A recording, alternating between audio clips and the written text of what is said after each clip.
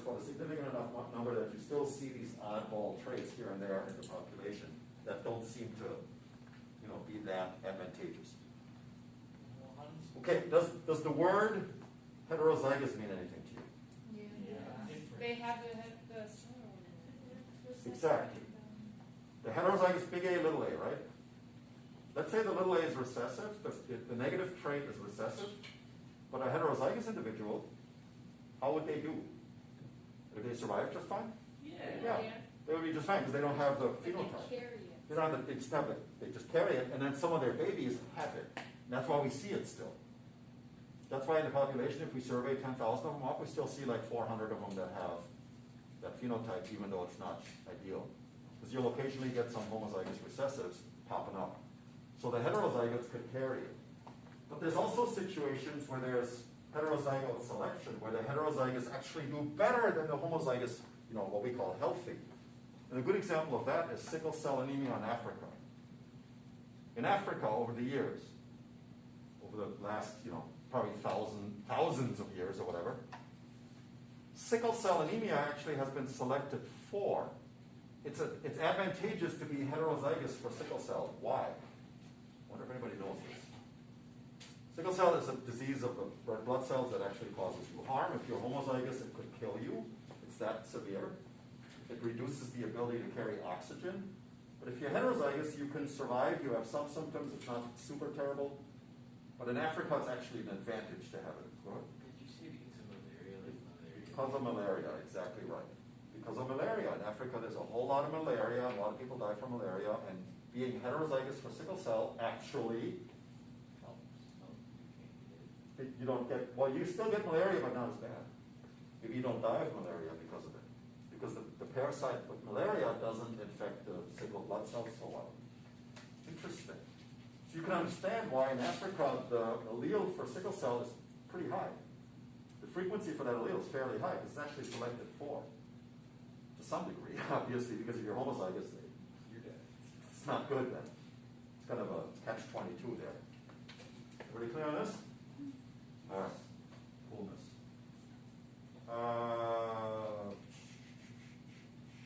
Balancing selection. That one is really weird. This is one where there's two alleles, and they keep flip-flopping. They're like a pendulum where they go back and forth. This one goes up, and then 5 years later, this one is high, and then 5 years later, whatever the time frame is, the other one goes up again. A great example of that, which I find interesting because I really like fish. I'm into fish. I like eating fish. I like looking at fish. I like keeping fish and breeding them and stuff like that. I'm interested in fish. This is a kind of fish that lives in an African lake. And it is a fish that specializes in eating the scales of other fish. Its diet is the scales of other fish, which is kind of mean. So then those other fish don't like it when this guy comes up and bites one of their scales off because it kind of hurts them. Now they can heal from that. They don't necessarily die from it, but it's not nice. They don't like it.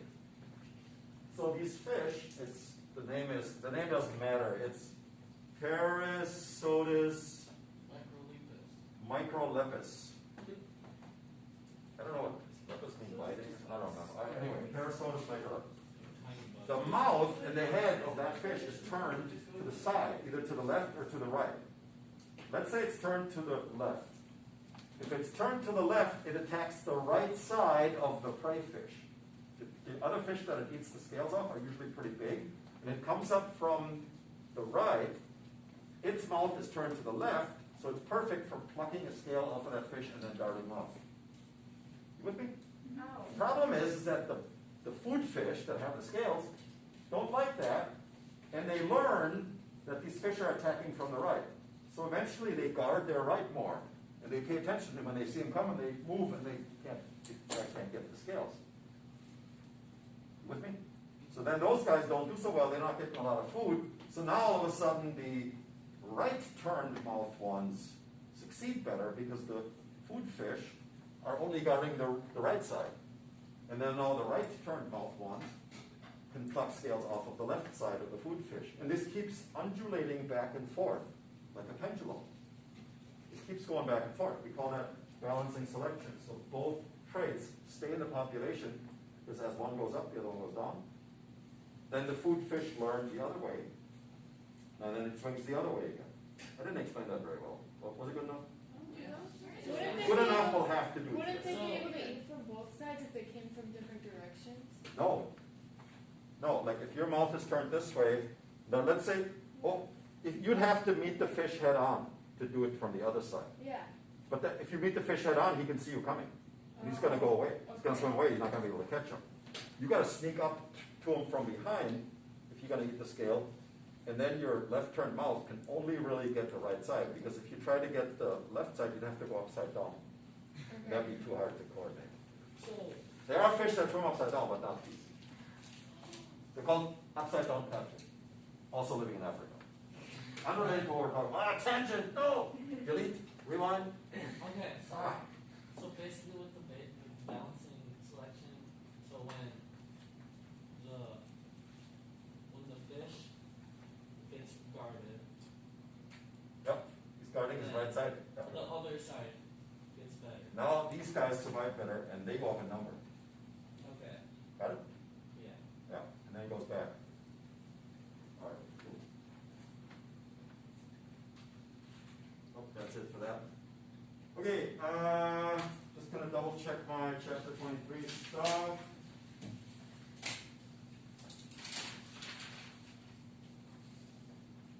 Okay, I just did a little couple extra things here. Neutral variation. No, we're not going to worry about that. There's 4 points that I make at the bottom. Natural selection cannot fashion perfect organisms. Here's why. You can look through those and see if they make sense to you. It's just something to keep in mind. All right, we are ready to head into chapter 24, which is all about forming new species, which is quite interesting, but also a little bit confusing and somewhat complicated. So we're going to try to do our best to learn this. You have the 24 handouts already from last time. Excellent. Otherwise, there's more over there. Here or something, they are over there. Okay.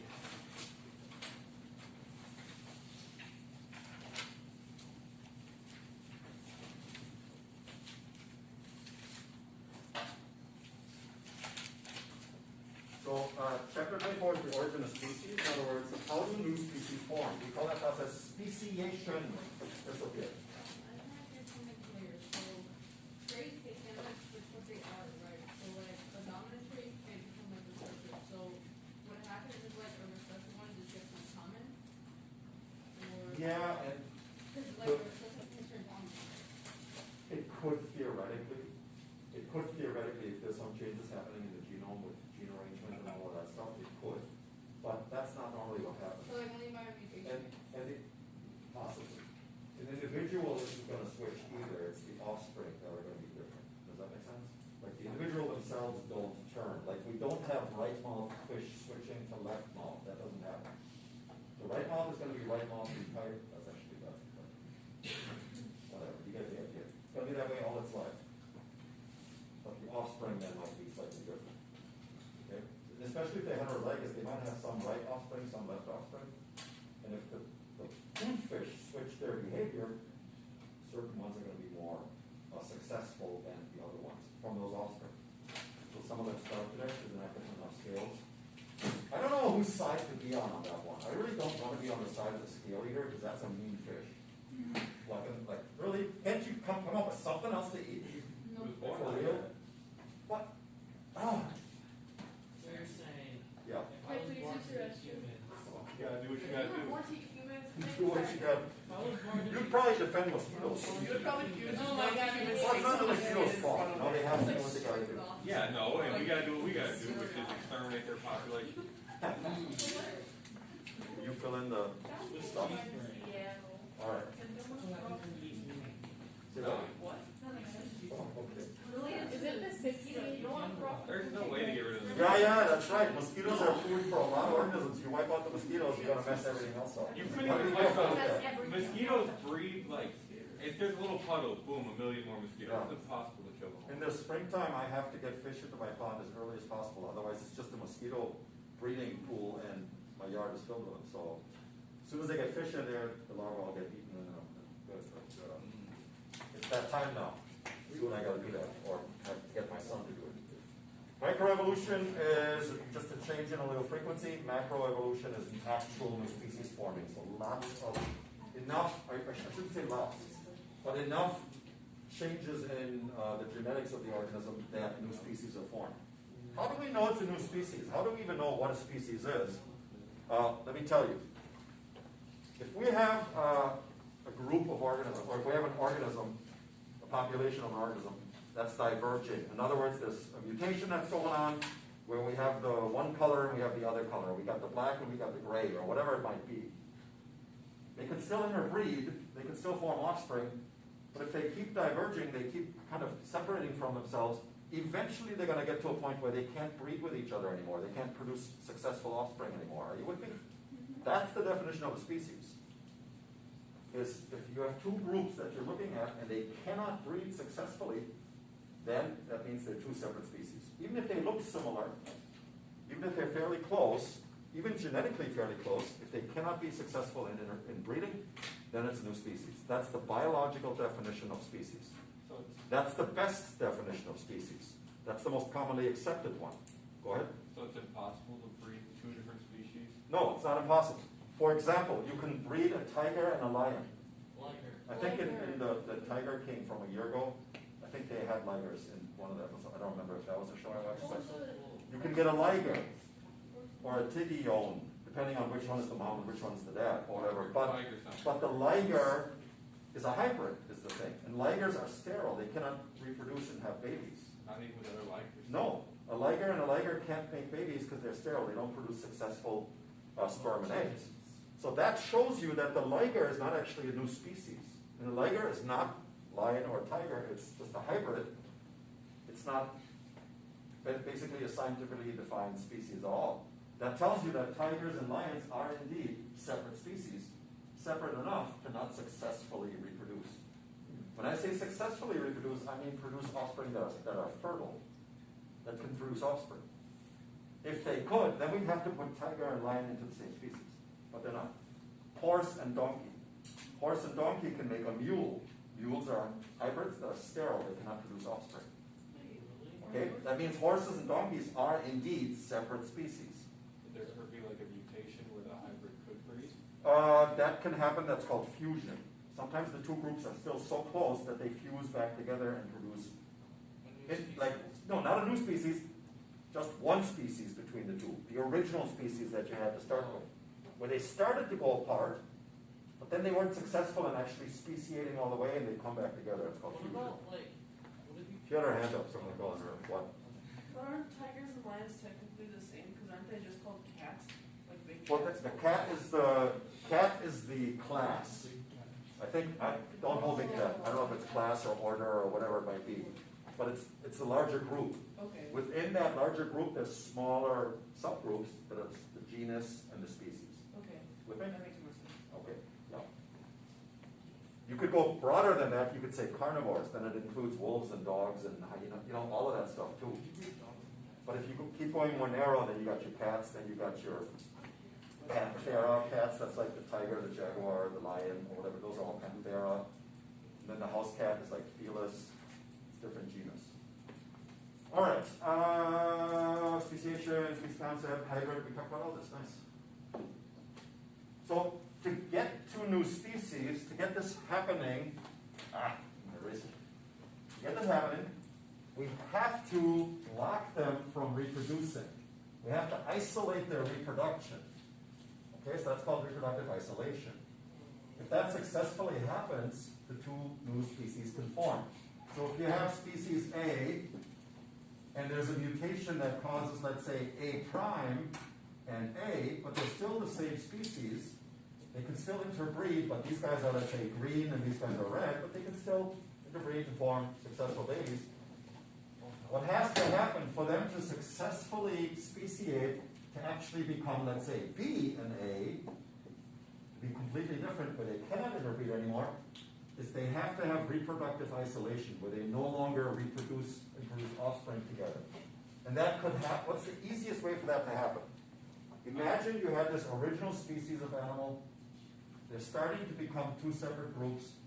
They're still kind of the same species though, but then eventually they form brand new, different species. Well, this is still the same as the original, but this one's new. What's the easiest way to get that to happen? To get isolated, Isolated how? like separated. Separated by Distance. physical location, right? Is that what you meant? Exactly, like the drifting continents is a good example. We have lots of examples of that. But even isolated where, oh, there's a new river that just formed that wasn't there before. Or these guys floated off on a log to an island. Like what happened with the Galapagos Islands. With it, all those animals on the Galapagos Islands used to be on the mainland in South America, and now they're all sort of isolated and stuck on that island. Well, this island one can't reproduce with the land one anymore. They have that separation. Okay, they're reproductively isolated. Does that make sense? And if they're no longer breeding with each other, it's much more likely that they're going to form a new species. All right, but sometimes the animals aren't physically isolated by geography. They're still intermingling. They're still in the same vicinity.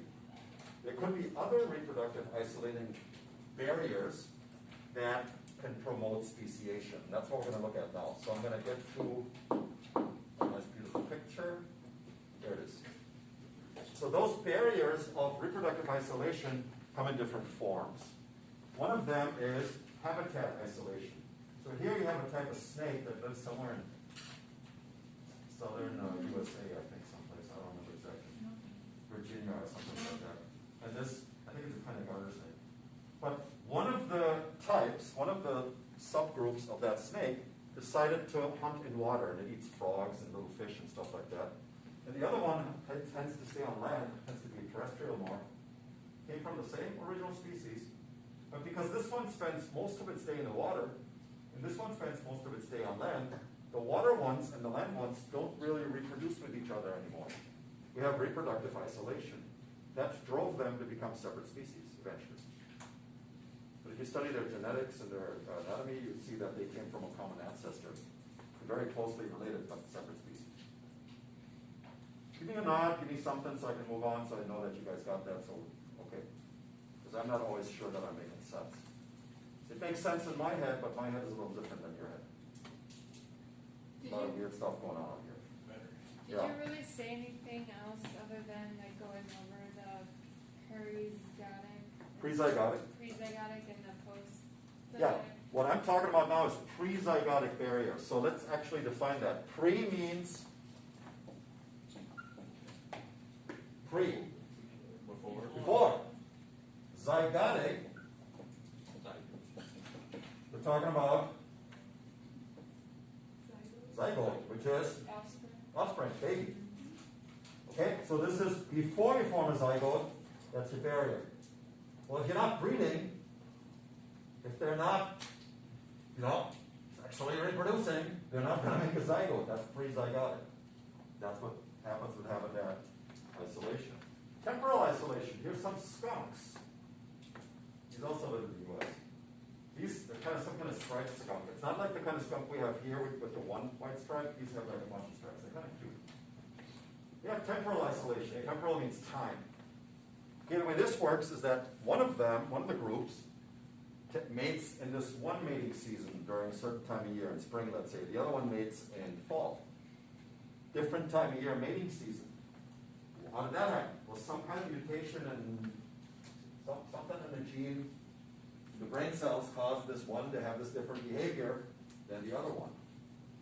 Well, if the one is only in heat, or only going to mate during this time of year, and the other group is only going to mate during this time of year, even if they live close together, even if they live in the same region, these females aren't going to be interested in these males at the right time. And that drives a wedge between the two groups, reproductively. Okay, that's called temporal isolation, where time is the issue. Oh, this is a fun one. Behavioral isolation. And a good example of that, once again, the whole sexual selection thing. Perfect example is blue-footed boobies. Blue-footed boobies is one of the greatest birds ever. First of all, because their name is boobies. And second of all, because their feet are actually bright blue, which is crazy. They live on the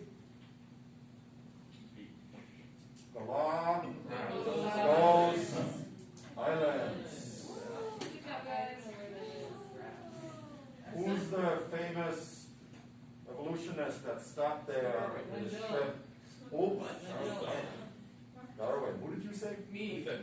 What did he say? He said Mendel. Mendel, He did peas.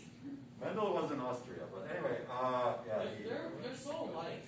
He did the peas. Mendel and Darwin? Yeah. They both had the, oh no, Mendel didn't have the big beard, did he? That's the one. The No, Mendel? no, because they both did stuff in genetics. What about Steve Irwin? That's what I say about every guy. Yeah, that's what speaking else? about. Go ahead. Shargaff and the other guy. Avery. Oh, Shargaff. Wait, are they the same? No, Shargaff was really good looking. I remember that. Avery and Shargaff are different. Wait, you said Oh. shark? Totally different. Totally different word. Yeah. The experiments weren't the same. Okay. Griffith and Avery were similar experiments with the mice.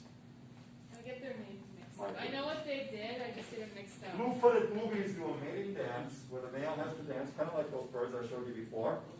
And if one of the males or several of the males have a mutation that causes their dance steps to be different, where they move their wings differently, or they kind of go back and forth like this, it's a really goofy dance. Not as cool and elegant as those birds I showed you. But if he does the dance differently, the female won't be mating with that guy because he does the dance wrong. She's not interested. Okay, but if there's a female that has a mutation in the brain and she is interested in the new one, But that dance is not. and they're going to mate, and then these old ones are going to make the old dance, that drives the separation between these two groups. Okay, so that's behavioral isolation. Are you with me? Cool? All right, so even though they're still living in the same vicinity, all the ones that do dance A, they're going to mate. All the ones that do dance B, they're going to mate. And eventually you have two different species of boobies. So It's a boobies. miracle. Why you say it like that? It's a funny name. You Give me couldn't a say break. birds. Are you comfortable with the term? I mean, you're the one recording. Restaurant? Okay, delete the Yeah. last 3 minutes. Like imagine what they're thinking right now. Cut, Probably like, cut the movies, stop.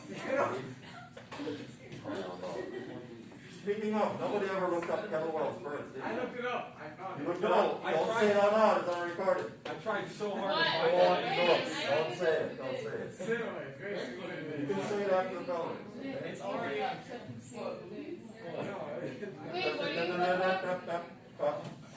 Just tell us Is what's that how- up. After the pause button. Is that how red-footed boobies Just such a what birds eat peppered moss. Is there a red-footed booby? Yeah. Maybe. Hey, I don't know. I don't know that much about them. I don't want to say I don't know anything about boobies because then they're going to hold that against me again. It's just I'm not gonna say the that. last sentence. Okay? I know a lot of Okay, mechanical isolation is when the two groups physically cannot be successful in reproducing because of some kind of anatomical issues. Okay, you can imagine like a toy poodle and a Doberman can't mate together because of just height issues. Or snail shells that have their torsion clockwise or counterclockwise. If two snails come together and want to mate, and both of their torsion is clockwise, they match up together perfectly. By the way, do not ask me to go into snail mating. It's the most horrible thing to talk about Yeah, as a the teacher. don't they- It's super embarrassing and terrible. What's wrong with And it? it has horrible like names for the different parts that they use. It's really terrible. I don't want to discuss Did it. you But go into let's the- just say that if two right turn or clockwise snails come together, they can match up and they can exchange sperm, and it works just fine.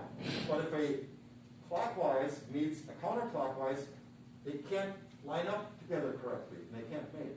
We call that mechanical isolation, like these two cannot be successful. So eventually that's a reproductive barrier, and it causes new species to form. Despite the fact that they're still close together in the same vicinity. You with me? Okay. A lot of snails are actually hermaphrodites, where when they do line up, they exchange sperm with each other, where they have both egg-producing ovaries and sperm, which is kind of interesting. Some snails have separate genders, but that's how they do it. And they don't have elegant structures like most animals do, where the female has a way to receive the sperm very conveniently and all of this stuff.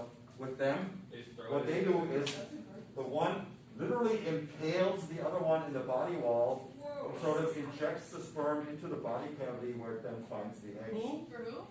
The snails. Really? That's horrible. They're called lumberjacks. Yeah, that's, I hate that. I hate that. Why did you have to call it that? I don't like it. It's embarrassing. What's Makes up? me blush. Straight I up. love dark things. I don't like Funny. it. It's funny. No, it's horrible. I think it's I'm gonna have nightmares. Oh All right. my God. Another pre-zygotic barrier before we form, all of these barriers we just talked about, before we form the zygote, is gametic isolation. Gametic isolation is when they actually successfully, seem to be successful to mate. The sperm actually gets in there, the sperm meets the egg, and the sperm is physically incapable of actually fertilizing that egg. The egg and the sperm are not compatible. The egg rejects the sperm, and the sperm just dies. That's gametic isolation. An example of that is in certain sea urchins where they successfully seem to mate, but they don't actually get the follow-through because the sperm and the egg are not compatible, and it ends up dying. All right, all of that is pre-zygotic, means we never actually form a baby, we never form a zygote. It's never, like fertilization is never successful, actually. Everything from here on is now post-zygotic. In other words, we form a zygote. The egg and sperm do come together. They form an offspring. The offspring might even be born. And it might even run around out there on the prairie like a mule or like a liger that forms a hybrid. So all of these are going to form hybrid. But there could still be barriers to success. For example, here there's a salamander where this can happen, and there's reduced hybrid viability, so the hybrids just die at an early age without ever reproducing, and hybrids can't reproduce anyway. But they can't survive very well. Wait, why? The hybrids are sickly. Yes? Why can't hybrids reproduce? Like, why can't they? They don't form functional ovaries and testes because they have the wrong chromosome alignment and everything. Does that make sense? There's various technical reasons that get pretty complex. Why exactly that happens? We're just going to accept those and say that that is the way it is. Okay? All right. So here's good examples like mule, for example, right here. Donkey, horse. Oh no, here donkey, horse, and then mule is like this. Humans use mules all the time, or have used mules for hundreds of years because they're very practical work animals. They have the endurance of the donkey and the temperament of a horse. Horses are much more mild-mannered. Donkeys are crazy. Donkeys are wild. They're very stubborn, stuff like that. And horses are much more like gentle and nice-mannered. And the mule is kind of got the best of both. So, yeah.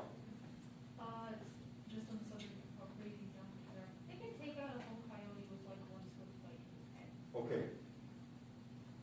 Have you ever heard of the, I forget what it's called. Is it called the Bader-Meinhof effect? Is that what it's called? I think it's called the Bader-Meinhof effect, which is a psychological phenomenon where you learn about something for the very first time in your life. And then very shortly after that, you hear it again. Has it ever happened to you? Yes. Like you find out something that you never knew, and then like a week later, it's like, bam, there it is again. I am not lying to you. 2 days ago, my wife and I went out to Delafield to meet up with her brother and his wife, and we went out for dinner. And I had a delicious spicy chicken sandwich, by the way. It was amazing. Of course, it was amazing. Revere's and Delafield. We sat there and we talked about the other brother, my wife and her brother's other brother, who has a large lot and is thinking he's got goats already. He's thinking about getting a donkey. And the brother that was there at dinner with us said, donkeys will get rid of coyotes. He told me that donkeys kill coyotes. I'd never heard that my entire life. And 2 days later, you say donkeys kill coyotes. That is perfect example of Bader-Meinhof. It's documented. We have evidence on video. I'm going to be famous. I'm going to be rich. Miserable, why was my movie? What? I'm kidding, no, nothing. She asked if he was invited to dinner. You want to be invited to dinner? No, I didn't. I'm kidding. That will never happen. Whoa, okay, I didn't mean that. You could sit like 2 tables away. Hope I'm being clear. You could like sit. Oh, I stand corrected. You earn a 5 you earn a 5 on the AP Bio exam, I will take you out for lunch. No I just way. text- Whoever earns a 5 will go out for lunch on me. Mr. Bulgarity emailed me, I said, yeah. No. Mr. Williams. I'm not even- Dave Williams, his location is in the office. I checked. Yeah. So now what's my Dave prize? Williams is taking the AP Bio test, so you go out for lunch with me? Is Yeah, that what you said? What? I think he wants What if I fake the I did not hear you. documentation and then you gotta fake your? Dave, you're not eligible. Sorry. Reduce hybrid fertility, that's when they can, they survive just fine. Mules are very healthy. Lions are healthy, but they cannot produce offspring. Love you. Okay, so that doesn't continue. Yes. Yeah, that kind of stuff can happen, that's the exception, but as a rule, we're gonna go with this. Okay. And as a matter of fact, this one here, hybrid breakdown, the hybrids, this is in plants mostly, not really animals. The hybrids actually can reproduce, but then the offspring of them are weak and die. So it still doesn't, it still doesn't work. All right. All of these barriers promote speciation. They promote divergence. All of the barriers promote forming new species. Okay? Because if you're interbreeding still with the other group, and you're producing successful offspring, you don't have two species. You're still the same species, even if you look a little different. Okay? Does that make sense? I think all of this big picture stuff is a little bit confusing.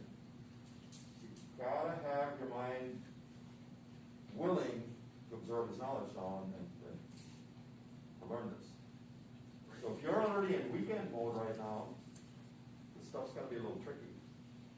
Snap out of weekend mode, save that for, another half hour or so, and then we're good to go. Cool? All right. I'm getting a little nervous with the time, but I'm gonna keep being optimistic. Keep being optimistic here. All right. So this, here, liger, mule, parrot, cichlid. These are all examples of hybrids. What? Pardon? The girl looks like Sophie. This is not what No. It does. I'm not a tiger. Where's the Carol Vance? You think I look like Carol Baskin? That's not a compliment. I don't think anybody likes Carol Baskin. No. But everybody loves Sophie, so therefore she's clearly not Carol Baskin. You're lying. So You know, Carol Banson's like actually doing The husband feared for his life. with tigers. She still has like a tiger. Yeah, she still has that big fight. Yeah. Yeah. It's crazy. She's making mucho bucks. Yeah. Ever since that show, I bet you more people go there.